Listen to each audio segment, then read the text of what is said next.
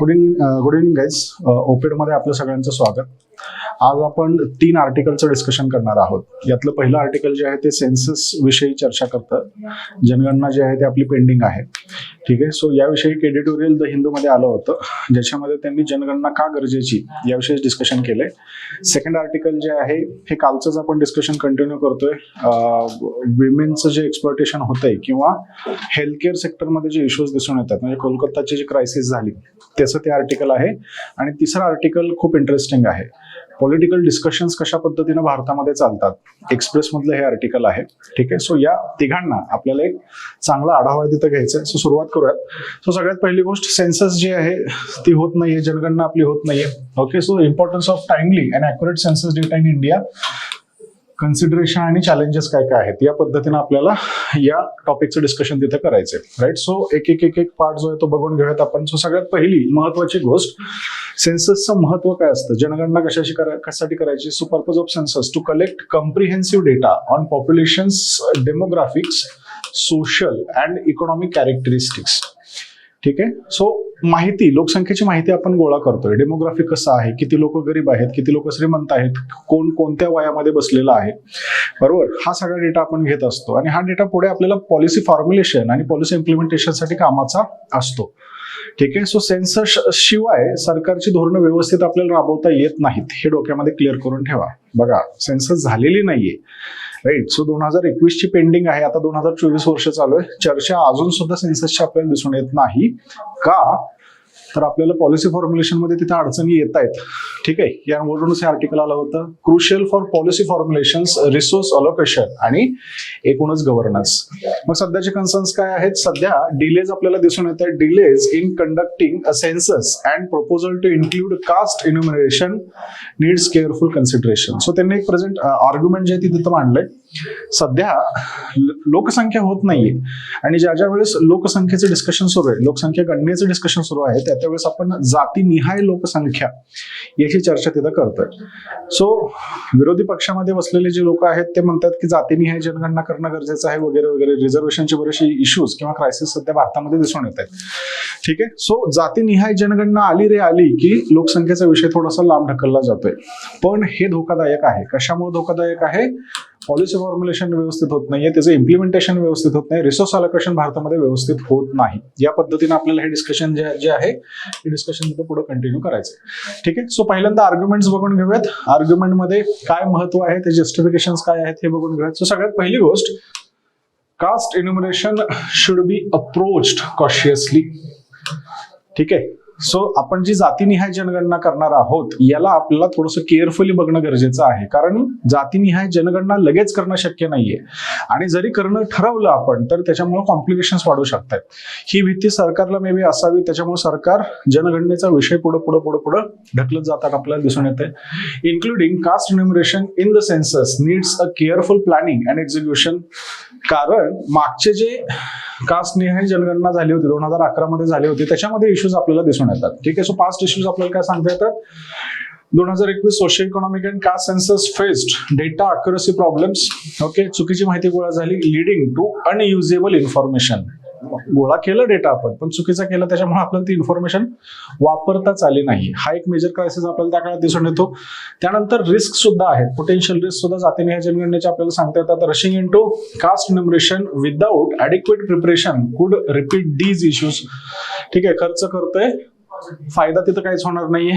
This could undermine the credibility and utility of census data, affecting public trust आणि policy effectiveness. 21ला ही crisis, 11ला ही crisis झाली होती बघा. जातीनिहाय जनगणनेचा आकडा आपण आणला, व्यवस्थित वापरला नाही, व्यवस्थित तो कलेक्ट केला गेला नाही, त्यामुळे त्याचा युजच नाही, म्हणजे जनगणना चुकीची झाली. मग आता पुन्हा पण तसंच केलं तर ह्या वर्षी जनगणना पण चुकीची होऊन बसेल. 2021 ची जनगणना आहे ती पण चुकीची होऊन बसेल. तो डेटा पण आपल्याला तिथं वापरता नाही येणार. राईट. सो त्याची क्रेडिबिलिटी कमी होते आणि ती क्रेडिबिलिटी कमी झाली की मग आपले पॉलिसीजमध्ये इश्यूज जे आहेत ते इश्यूज दिसायला तिथं सुरू होणार आहेत. ठीक आहे.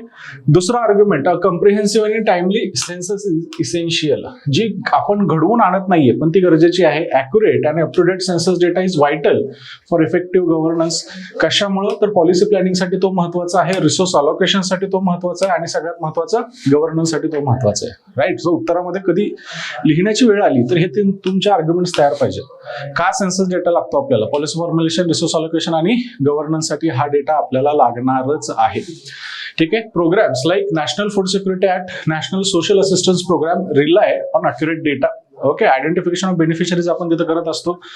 Outdated data can lead to misallocation of resources making governance ineffective. Okay. हा एक मेजर क्रायसिस आपल्याला इथे दिसून येणार आहे.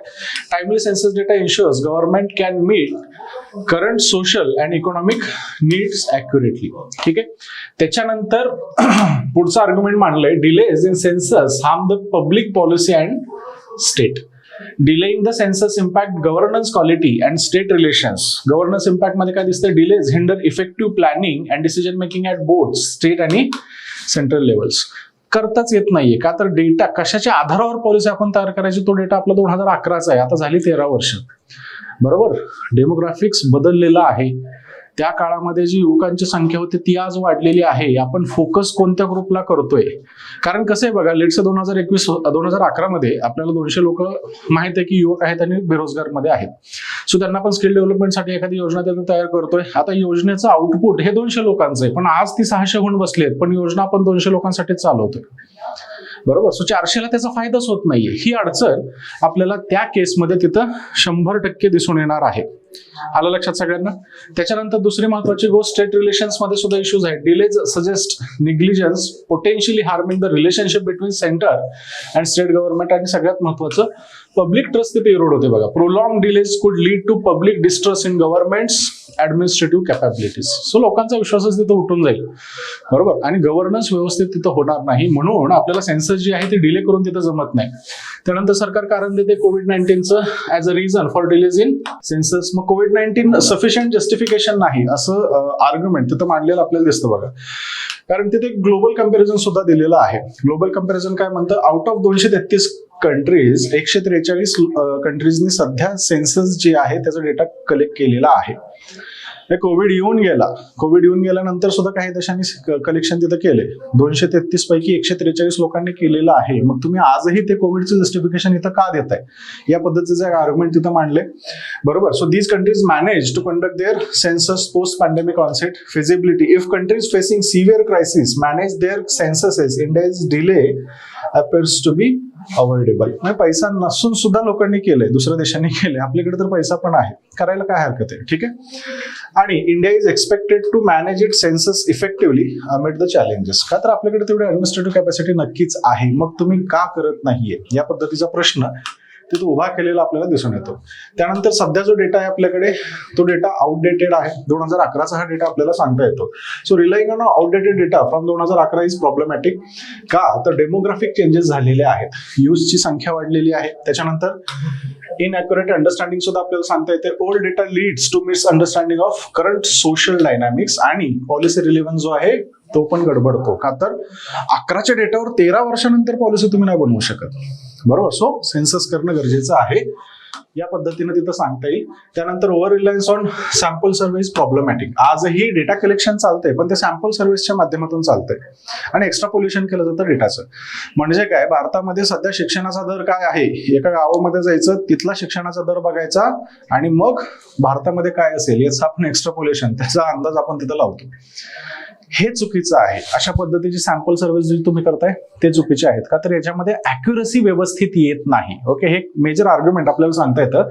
Sample service cannot replace comprehensive insights provided by the census. का तर मेथोडॉलॉजीज मध्ये इश्यूज आहेत, मेथोडॉलॉजिकल डिबेट्स आपल्याला दिसून येतात. Reliance on sample service can lead to debate over methodology and biases. Selective data use आपण करतोय. मग भारतामध्ये गरीब किती आहेत? शहरामध्ये जाऊन तुम्ही अशा ठिकाणी सॅम्पल सर्व्हे कलेक्ट करताय जिथं गरिबांची संख्या कमी आहे. कारण एखादा एरिया चांगला असू शकतो ना, सगळ्या लोकांकडे घरं आहेत, गाड्या आहेत. मग तिथला डेटा घेऊन तुम्ही देशामध्ये काय असेल असं बघायला गेलात तर अडचणी तिथं होणार आहे. इनॲक्युरेट डेटा तिथं नक्कीच येणार आहे. सो सॅम्पल सर्वेची मेथड जी आहे, जरी तुम्हाला डेटा देत असेल तरी चांगला ॲक्युरेट डेटा ती तिथं देत नाही. म्हणून तुम्हाला कम्प्रिहेन्सिव्ह डेटा पाहिजे, सेन्सस प्रोव्हाइड करते ती. ठीक आहे. सो कम्प्रिहेन्सिव्ह डेटा तिथं पाहिजे. Census data offers a reliable आणि neutral basis for policy making, या पद्धतीने आपण सांगू शकतो. बघा, मग आता गव्हर्नमेंटची रिस्पॉन्सिबिलिटी काय आहे? गव्हर्नमेंटची रिस्पॉन्सिबिलिटी आपल्याला सेन्ससचा डेटा जो आहे तो करणं गरजेचं आहे, म्हणजे गोळा करणं गरजेचं आहे. का तर ती त्यांची ऍडमिनिस्ट्रेटिव्ह ड्युटी आहे, सरकारचं कामच ते. सो तुम्ही करा. गव्हर्नन्सची क्वालिटी तुम्हाला इम्प्रूव्ह करायची आहे का, तर कॉन्स्टिट्यूशनने ते तुम्हाला सांगितले, म्हणून तो डेटा करणं गरजेचं आहे. डेटा ड्रिव्हन डिसिजन मेकिंग आपल्याला करणं गरजेचे आहे. का तर डेटा नसेल आणि पॉलिसी तयार केली तर पॉलिसी फेल्युअरचा रेट तिथं जास्त असतो. सो डेटावरच करा, डेटा नवाच पाहिजे. यावर्षी सेन्सस किंवा 1-2 वर्षामध्ये सेन्सस होणं गरजेचं आहे. ही सरकारची जबाबदारी आहे. कॉन्स्टिट्यूशनने त्यांच्यावर जबाबदारी टाकलेली आपल्याला दिसून येते. गव्हर्नन्स तुम्हाला हँडल तिथं करायचंय. ठीक आहे. मग काही क्वेश्चन्स आपल्याला इथे डिझाईन करता येतात. What measures can be taken to ensure the accuracy and reliability of census data? How can we address the challenges of including new elements like caste enumeration? What role can public awareness and participation play in the success of census? ठीक आहे. So या प्रश्नांची उत्तरं, video थोडंसं pause करा, screenshot काढून घ्या आणि या प्रश्नांची उत्तरं तयार करण्याचा प्रयत्न करा. ओके. आता मुव्हिंग ऑन, दुसऱ्या टॉपिककडे जाऊयात. दुसरा टॉपिक पण महत्वाचा आहे. कलकत्ताची जी क्रायसिस सध्या चालू आहे बघा. ठीक आहे. एक महिला डॉक्टर आहेत, महिला डॉक्टरचं एक्सप्लॉयटेशन केलं जातं, त्यांचा मृत्यू तिथं झालेला आपल्याला दिसून येतो. त्याच्यावरनं हा आर्टिकल जे आहे एडिटोरियलचं हे आलेलं दिसतं आपल्याला. Addressing the violence and vigilance against women, ensuring safety and freedom. ठीक आहे. सो थोडंसं इथं आपण फक्त सध्याचा प्रॉब्लेम काय आहे किंवा कलकत्तामध्ये काय झालं हे बघणार नाहीये. याच्या मागं सोसायटी कशा पद्धतीने रिस्पॉन्ड करते किंवा सोसायटीचा तो ठरलेला रिस्पॉन्स पुढे काय येतो याचं डिस्कशन आपल्याला करायचंय. ठीक आहे. सो इंटरेस्टिंग अस्पेक्ट इथं आपल्याला तिथं दिसून येतो बघा. राईट. सो थोडंसं लक्ष द्या. The presentation focuses on the pervasive issue of violence against women and healthcare workers in India. याचं आपण डिस्कशन इथं करणार आहे.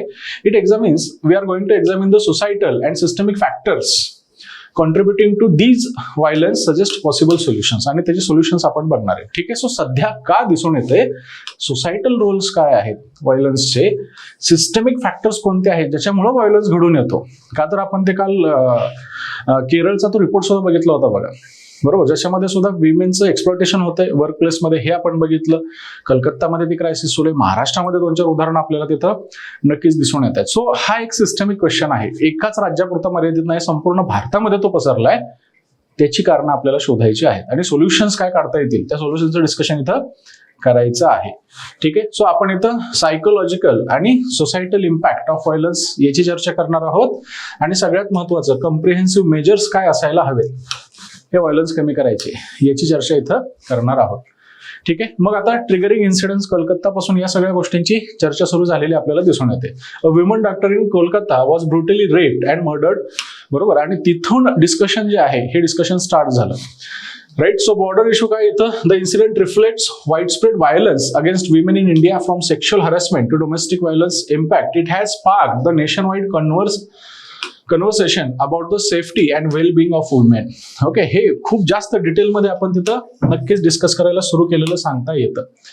बरोबर. मग आता मुद्द्याकडे जाऊयात की कशामुळं अशा पद्धतीच्या घटना सर्व भारतामध्ये घडून येत आहेत. राईट. सो सगळ्यात पहिलं आर्ग्युमेंट आहे women are at constant vigilance. बरोबर. State of vigilance. Women live in a state of constant alertness due to inadequate protection by the society or the state. महिला कायम घाबरलेली असते. कशामुळं, तर बाबा शीलहलन जे आहे हे कधीही कुठंही कोणत्याही माध्यमातून तिचं होऊ शकतं.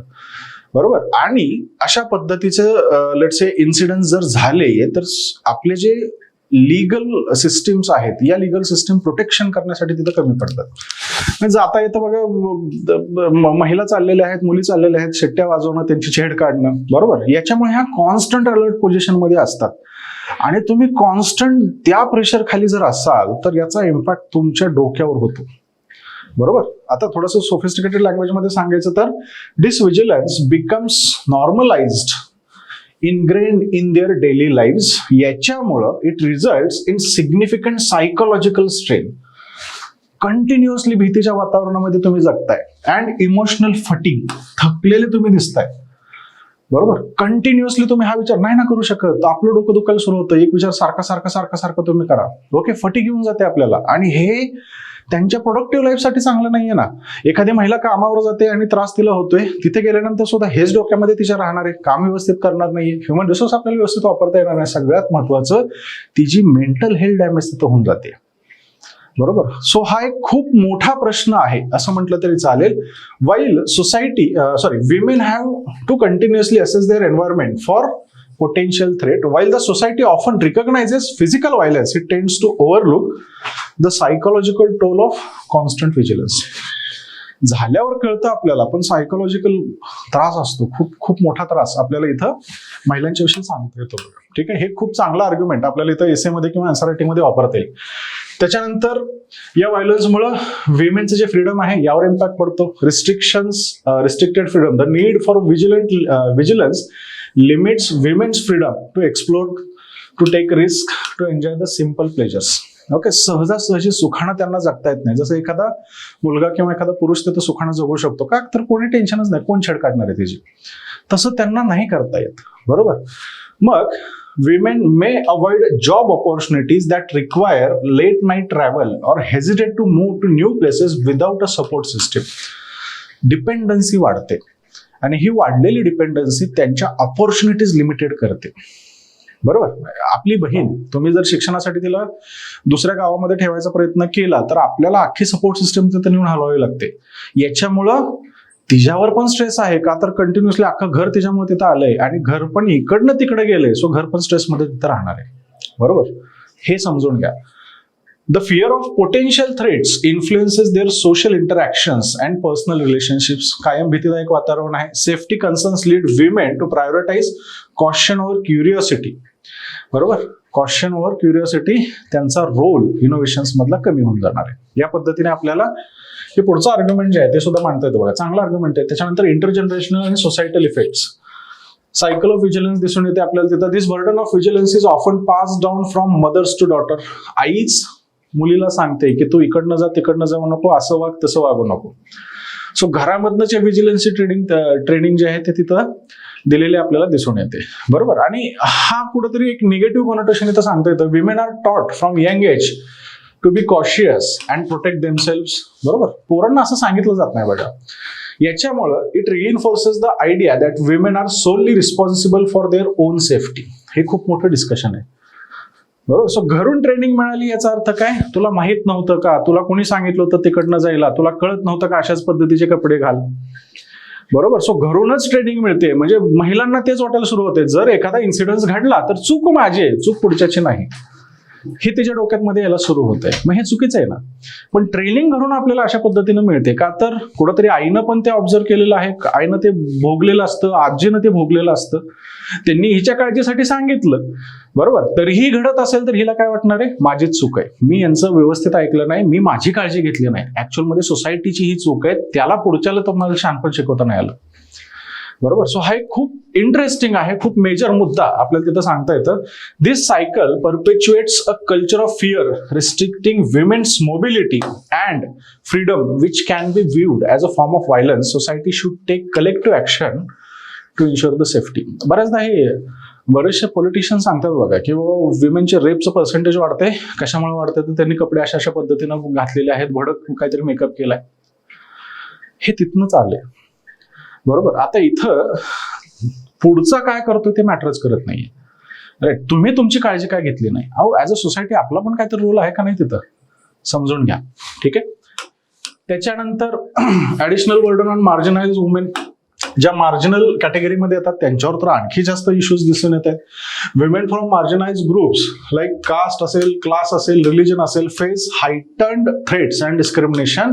दे ऑफन लॅक द रिसोर्सेस आणि institutional support needed to navigate these dangers safely. एखाद्या श्रीमंत घरामध्ये असं घडलं तर काहीतरी मॅनेज करता येऊ शकतं, तुम्ही लिगल लेट्स सिस्टममध्ये जाऊ शकता, तुम्ही अफोर्ड करू शकता. ते सगळ्यांना ती अफोर्डेबिलिटी नाहीये. सो जरी अत्याचार झाला तरी त्या महिलांना गप्पच बसणं आहे, बरोबर. आणि हा ग्रुप खूप मोठा आहे. मार्जिनलाइज सेक्शन जो आहे सोसायटीमध्ये हा खूप मोठा असलेला आपल्याला दिसून येतो. Violence is compounded by social hierarchies making marginalized women more vulnerable. Addressing their safety requires acknowledging and tackling these intersections of forms of discrimination. ठीक आहे, हे आपल्याला तिथं 100% करणं गरजेचं आहे. त्याच्यानंतर violence in health care setting. आता महिलांचे प्रश्न बघितला, हेल्थ केअरमध्ये काय चाललंय ते पण बघून घेऊयात. Right, the Kolkata case also shed the light on violence against healthcare workers. Violence is not only gender-based but also systemic within healthcare setting. फक्त महिलांवरच नाहीये, पुरुषांवर सुद्धा तिथं अत्याचार होत आहेत. एकूणच हेल्थकेअर मध्ये व्हायलन्सचं प्रमाण जे आहे ते वाढत चाललेलं आपल्याला दिसतंय. सगळ्यांवरच होत आहे, मोठं पर्सेंटेज महिलांचं आपल्याला तिथं दिसून येत आहे. बरोबर. आणि हा एक सिस्टमिक इश्यू आहे, असं नाही की एकाच ठिकाणी घडते, हे सगळ्या भारतभरामध्ये घडत चाललेलं आहे. Factors like corruption, health sector मधलं करप्शन हा एक मेजर फॅक्टर दिसतो. Inadequate security and underfunding compromises the health care worker safety. Conventional responses like increase security are not enough. We need to understand the underlying systemic and structural issues to provide the effective solutions. पोलिसांची नेमणूक तिथं करणे याच्यामुळे फक्त तो attack कंट्रोलमध्ये येईल, अटॅकच्या मागे काय प्रेरणा आहे ती तिथं कंट्रोलमध्ये येणार नाही. ठीक आहे. सो हा एक मेजर क्रायसिस आपल्याला नक्कीच भारताच्या केसमध्ये तिथं सांगता येतो. ठीक आहे, याचं थोडंसं लक्ष असू देत. त्याच्यानंतर role of corruption in health care violence. इथे खूप इंटरेस्टिंग आकडा आहे बरं का. हेल्थ केअर मध्ये सुद्धा करप्शन दिसून येतो. As per World Health Organization हे करप्शन अराउंड $450 बिलियन आहे जगभरामध्ये. $450 बिलियन हे करप्शन त्यांनी आणण्याचा एक आकडा तिथे देण्याचा प्रयत्न केला होता. हा आकडा लक्षात असू देत.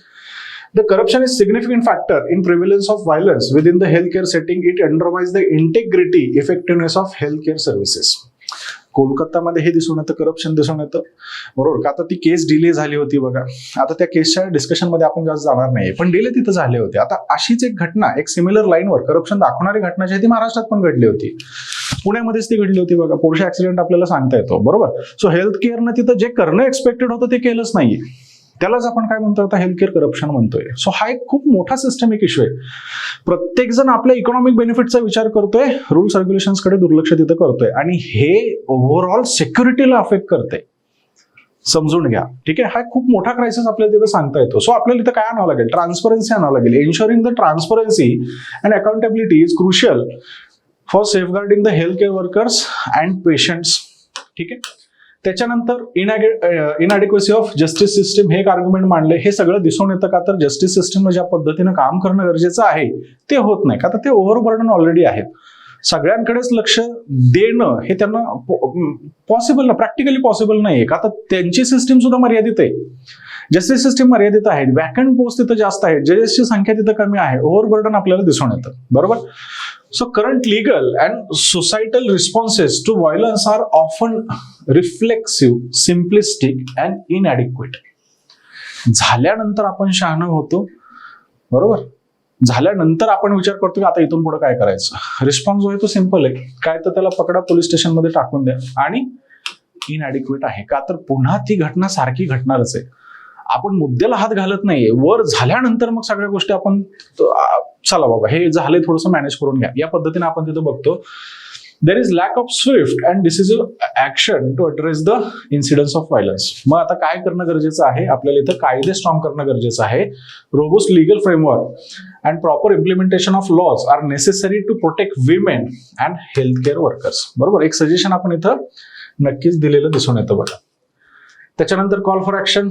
मग आता करणं काय गरजेचं आहे, सिस्टमिक चेंज जर आणायचं असेल तर society needs to recognize the psychological burden of vigilance as a form of violence. महिलाला तो विचार करायला लागणं, दॅट इज इटसेल्फ व्हायलन्स. ते कमी झालं पाहिजे, ते सिस्टमिक बर्डन जे आहे ते कमी झालं पाहिजे. A fundamental shift in how we perceive safety and violence is required.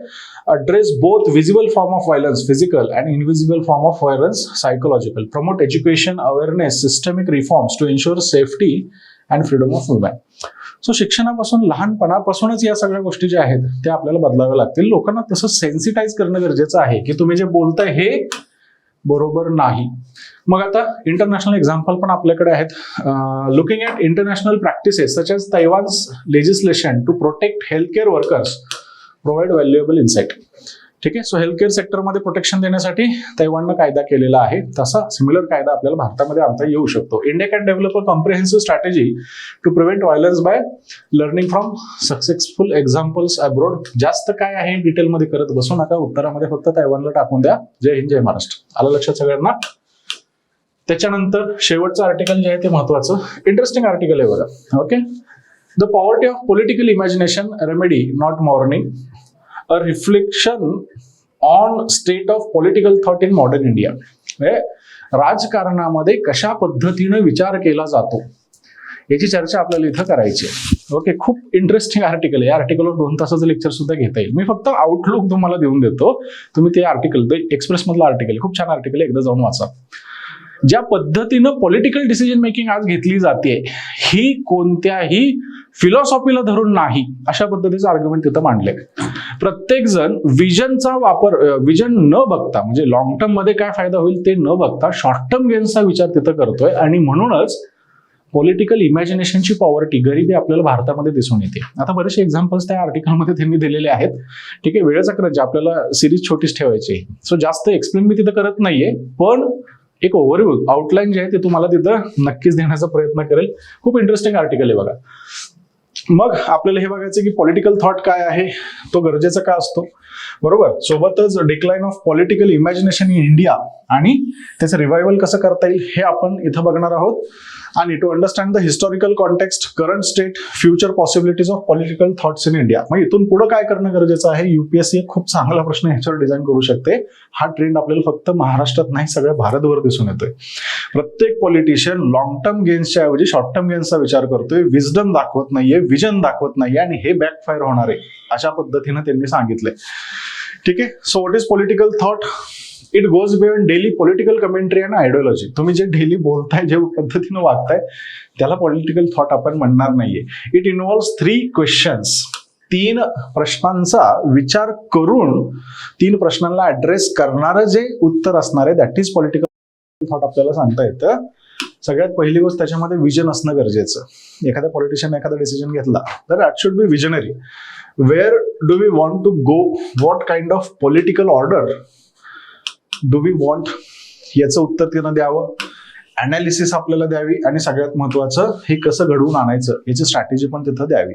So एक लॉंग टर्म अजेंडा मी सेट करतोय, तिथंपर्यंत मी कसा जाणार, स्टेप बाय स्टेप जर मी विचार करत असेल, त्याला पॉलिटिकल थॉट आपण म्हणणार आहे, जे की सध्या दिसून येत नाही. ओके. मग हिस्टॉरिकल कॉन्टेक्स्ट आपल्याला बघायचंय. Tradition of political thought in India, it flourished from 1870 to 1960s. वर्ष महत्वाचं आहे. 1960s मध्ये गोष्टी चेंज झाल्या, बरोबर. Includes a wide range of thinkers, activist, intellects. याच्यामध्ये खूप मोठी मोठी नाव आहेत बघा. महाराष्ट्राचं उदाहरण घेतलं तर फुले शाहू आंबेडकर, त्याच्यानंतर लोकमान्य टिळक आहेत, त्याच्यानंतर महात्मा गांधी आहेत, बरोबर. नावं खूप मोठी आहेत. नावं इथं एका लेक्चरमध्ये सांगता पण नाही येणार, एवढी मोठी नाव आहेत. या सगळ्यांचे विचार पॉलिटिकल थॉटचे आहेत. का तर प्रत्येक जण विजनरी होता, काहीतरी विजन समोर ठेवून त्यानं काम तिथं केलेलं आहे. सो ही संस्कृती खूप जुनी आहे आपल्यासाठी, महाराष्ट्रासाठी सुद्धा जुनी आहे, भारतासाठी सुद्धा जुनी आहे. सुरुवात कुठून होते?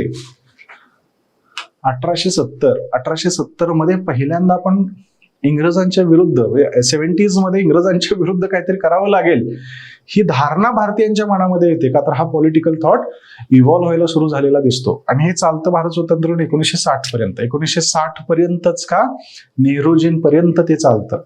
नंतर ते डायल्यूट झालेलं आपल्याला दिसून येतं. ठीक आहे. Influence the anti colonial struggle, constitution making and post colonial politics. Examples मध्ये सगळे राजकारणी त्या काळातले जे आहेत, समाजकारणी त्या काळामधले आहेत, या सर्वांचं नाव आपल्याला तिथं नक्कीच घेता येतं. ठीक आहे. सो भारताला खूप जुनं पॉलिटिकल थॉटची ट्रेडिशन दिसून येते, पण नंतर डिक्लाइन दिसायला सुरू होतो. सो आर्ग्युमेंट काय प्रेझेंट करते की आधी होतं, आता ते दिसत नाही, डिक्लाइन तिथं झालाय, बरोबर. So political thought has weekend since 1960s. Focus has shifted to short-term political gains and day-to-day commentary, a lack of visionary political thinker in contemporary India. Right? So short-term gains चा आपण विचार करतोय. Long-term साठी आता मी खूप खुलं होऊन इथं बोलत नाहीये, पण तुम्ही जरा महाराष्ट्राचं राजकारण सध्याचं बघून घ्या, तुम्हाला या गोष्टीची आयडिया येऊन जाईल. लॉंग टर्मचा फटका कोणी बघत नाहीये. शॉर्ट टर्म मध्ये मला काय मिळतंय, राजकारणी पण तसाच विचार करतोय. मग हे चुकीचं आहे. ठीक आहे. या पद्धतीचा आर्ग्युमेंट इथं मांडलेलं दिसतं. आता याचा परिणाम काय होतो बघा, poverty of political imagination, understanding आणि जजमेंट, ओके, आणि weakening of meaningful political discourse and action. राजकारण व्यवस्थित चालत नाहीये असं म्हटलं जातं ना, राजकारण लय खराब झाले. का खराब झाले तर पॉलिटिकल थॉटच तिथं दिसून येत नाहीये. ठीक आहे, मग आता काही एक्सेप्शन्स सुद्धा आहेत. सगळ्याच ठिकाणी पॉलिटिकल थॉटचा डिक्लाइन आपल्याला दिसणार नाहीये. फॉर एक्झाम्पल, फेमिनिझम मध्ये हा वाढलाय, फेमिनिझमची चर्चा आपण करतोय. सोशल जस्टिस मध्ये हा वाढलेला दिसतोय. डेव्हलपमेंटच्या क्रिटिकमध्ये हा पॉलिटिकल थॉट जो आहे तो आजही आपल्याला दिसून येतोय. पण एरियाज खूप लिमिटेड आहेत असं म्हटलं तरी सुद्धा तिथं चालणार आहे. मग आता डिक्लाइन कशामुळे झाला? पहिलं कारण, shift towards technical and policy oriented education over humanities. Humanities म्हणजे BA आपण जे म्हणतो बॅचलर ऑफ आर्ट्स, इथं जाणाऱ्यांची संख्या कमी झाली. सो पॉलिटिकल थॉटची प्रोसेस जी आहे ती कमी झाली. का तर प्रत्येक जण टेक्निकल सब्जेक्ट्सकडे चालले. हे चुकीचं आहे, कारण विजन देणारा व्यक्ती जो आहे हा सगळ्या गोष्टींना इंटरकनेक्ट करणारा असतो. टेक्निकल आस्पेक्टमध्ये हे इंटरकनेक्शन आपल्याला तेवढं इफेक्टिव्ह दिसून येत नाही. So that is the problem here. त्यानंतर focus on immediate political gains rather than long term vision आणि lack of public intellectual space that nurture the critical thinking. हे खूप मोठं स्टेटमेंट आहे बघा. आज जर एखाद्यानं सोसायटीच्या विरुद्ध काही विचार मांडायचा प्रयत्न केला तर त्याला आपण बोलू देत नाही. त्याला आपण सगळ्यात महत्वाची गोष्ट काय करणार आहे, देशद्रोही आहे म्हणून बाजूला करणार आहे. क्रिटिकल थिंकिंगच होत नाहीये. एखादी चूक होऊ शकते ना एखाद्या पद्धतीने, ठीक आहे, तुम्ही खूप मोठे देशभक्त आहात, पण तुम्ही एखादा निर्णय चुकीचा घेतला तर त्याच्यावर चर्चा होणं गरजेचंच आहे. आणि तुम्ही त्या देशभक्तीच्या नावाखाली तो चुकीचा निर्णय पण दाबण्याचा म्हणजे पुढे घेऊन जाण्याचा प्रयत्न केला तर नुकसान आपल्याला तिथं होणारच आहे. सो हे चुकीचं आहे, पण असं दिसत नाही. क्रिटिकल थिंकिंगचा इश्यू तिथं आपल्याला दिसून येणार आहे. JNUचं एक्झाम्पल तिथं सांगतात बघा, Jawaharlal Nehru University, decline in role of language and regional context in shaping the political thought. हे एक एक्झाम्पल आपल्याला तिथं नक्कीच मांडता येतं. मग आता काय करावं लागेल? The way forward, collective efforts to revive the political thought are necessary, encouraging new thinkers and ideas to emerge, fostering a culture of deep reflection and critical debate. हे करावंच लागेल. Promoting education that encourages critical thinking, creating platform for public intellectual debate, engaging with diverse perspective, including those from marginalized communities. सगळ्यांना एकत्रित घ्या, त्यांना चर्चा करू द्या, मनात येईल ती चर्चा करू द्या, काहीतरी चांगलं त्यातनं बाहेर निघेल, जी चर्चा आज खुलेपणानं होत नाही. ओके, हे शेवटचं आर्टिकल खूप इंटरेस्टिंग आहे. पॉलिटी पॉईंट ऑफ पेपर 2च्या पॉईंट ऑफ व्ह्यूनं खूप इंटरेस्टिंग आर्टिकल आहे. आणि UPSC generally ask these trends, बरोबर. सो चुकून त्यांची नजर या आर्टिकलवर पडली तर 100% प्रश्न तिथं येणारच आहे. आय होप थोडंसं लेक्चर आज लांबलं. आय होप आजचे डिस्कशन जे आहे ते तुमच्या डोक्यामध्ये चांगल्या पद्धतीने उतरलं असेल. या गुड नोटवर हे सेशन इथंच कन्क्लूड करतो. धन्यवाद.